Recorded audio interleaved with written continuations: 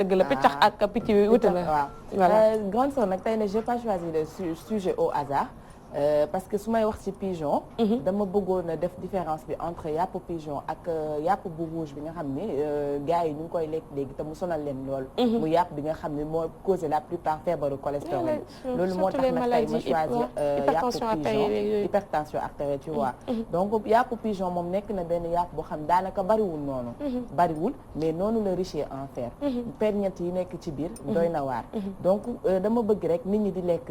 di sentir goût bi mais en même temps muy def ngëneel ci seen i yaram. loolu moo tax tey ma choisir sujet bi comme ni ma ko waxee léegi yàpp bi bëriwul. mais c'est pauvre en graisse.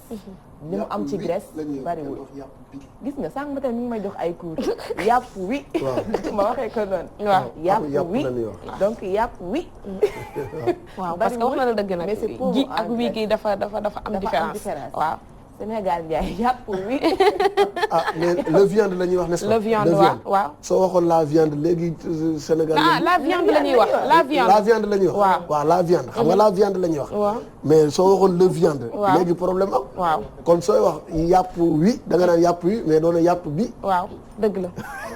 waaw yàpp la ñuy wax. loolu xam petite parenthèse la woon ci jàngal ma wolof kon. donc yàpp wi bëriwul. mais c'est pauvre en graisse daanaka li am graisse yëpp ci peau bi la mooy deru pitax bi moom moo am graisse ak croupion bi mooy ci aile yi côté aile yi foofu moo am graisse te loolu boo ko dindee daanaka amatul graisse. aliment bu très riche la ferñeent yi njëkk ci moom mooy protéine. te protéine ñëpp xam nañ li muy def ci yaram mooy te moom bi mu am pitax bi protéine bi mu am c'est égal à 17,5 grammes. pour 100 grammes. xam nga ni loolu c'est énorme. Pour une vache loolu 18,8 grammes la. donc comparable à une vache. protéine bi li njëkk li muy def ci yaram mooy dafay aider pour la croissance. ci màggum xale bi ba ci mag bi. day aider ci croissance bi ak ci yax yi day augmenter tamit système immunitaire bi mooy défense yooyu nga xam ni moo lay permettre ngay lutter contre yenn maladies yi yow war nga ci xam dara yow mi xarañ loo ci wàllum santé. donc système immunitaire bi daf koy jàppale ba tax na yenn maladie yenn microbe yi du la yab. beneen bi mu am mooy minéral bi. minéral bu élevé la am te bi ci njëkk moom nasaraan bi di ko wax sélénium.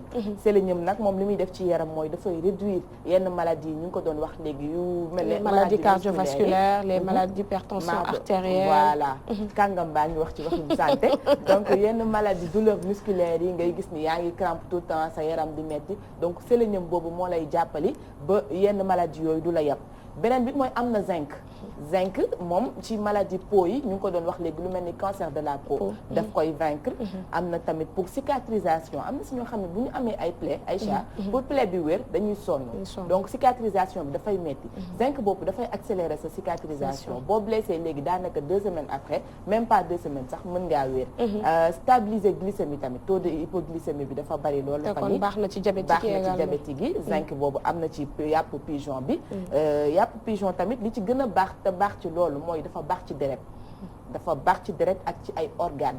daanaka fonction wu foie bi dafay tax foie bi di travailler normalement ni mu waree.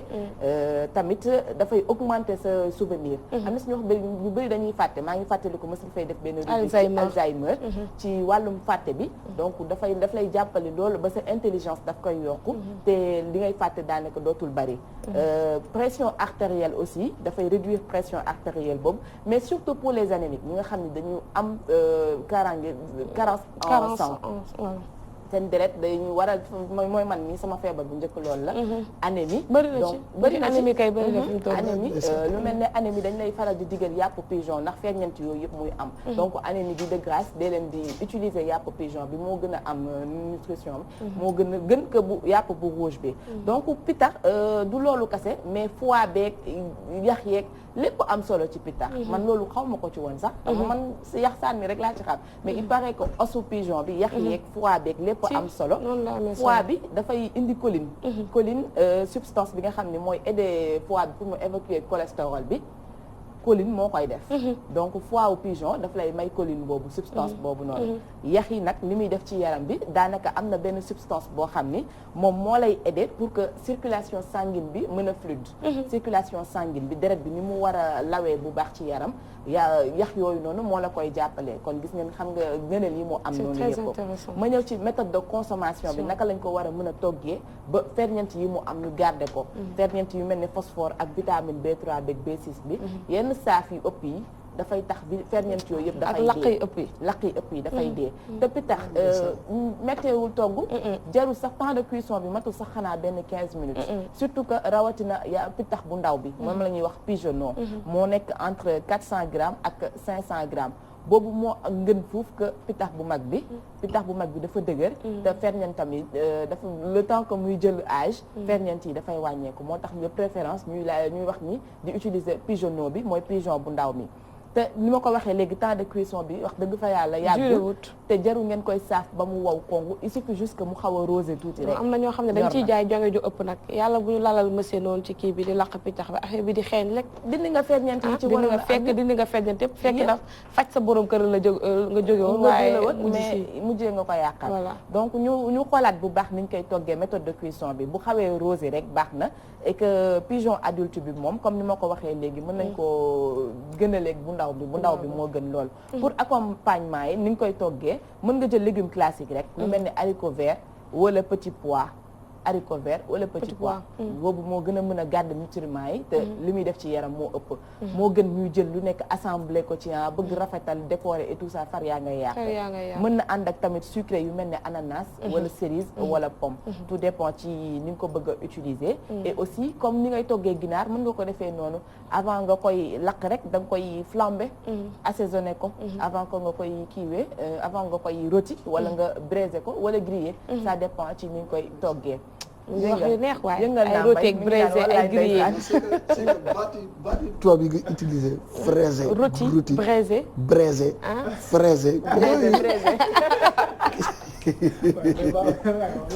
xam nga léegi avant nga koy grillé bay braisé rôti fraisé da koy def la waaja waxoon yaa ngi wax lu torojo morojo lu doy waar nee na yaa ngi wax lu torojo morojo maa ngi wax lu doy waar donc yàqu pitax a ngi noonu voilà loolu laa leen indi loon tey ci ferñeent yi mu am donc pour nit ñi gën cee bàyyi xel ñu jël tuuti recul ci viande rouge bi à la place ñu utiliser lu mel ne pigeon viande rouge bi de rawatina guddi moom feebar rek la ku ci mën a wàññi aussi na nga ko wàññi parce que taux de graisse bi si nekk également te ñun xamuñu heure bi ñuy lekk yàpp exactement yaakaar nañ ne daal ma gën a metti rek bu guddi jotee rek ñu ne dañoo def dibi noonu se gaver teg ci meew wala ñu naan boisson pare tëdd bu doon sax dañuy def activité sport da ngay seet mais doy na waar daal pigeon nee na dibi Khadija kon ñu ngi lay jaajëfal bu baax mais man Baye Issa ak Habib ñoom farataaloon nañ di def les dimanches di ma jox pitax yi dala ray yar ca kër ga ma di ko defar waaye géej nañ koo def waaw bu ngeen koo jaaree ci rubrique bi di ko def dimanche prochain aussi dina ma neex maa ngi lay jaajëfal bu baax jaxate ka ba